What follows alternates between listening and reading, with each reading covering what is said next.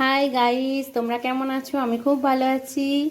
আজকে যেহেতু Sunday, chicken নিয়ে চলে এসেছি। চিকেনে আজকে আমি সমস্ত মশলা মাখিয়ে দিয়েছি। গরম মশলা, যাবতীয় যত মশলা আছে মাখিয়ে নিয়েছি।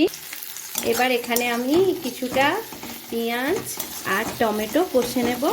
কষা এগুলো একটু ভাজা ভাজা হয়ে গেলেই ওই মিশ্রণ মাখার, চিকেনের মাখার পেঁয়াজ আর টমেটোটা একটু ভাজা হয়ে যাক, এই মিশ্রণটা ঢেলে দেবো। এই মিশ্রণটা কী কী আছে জানো বন্ধুরা?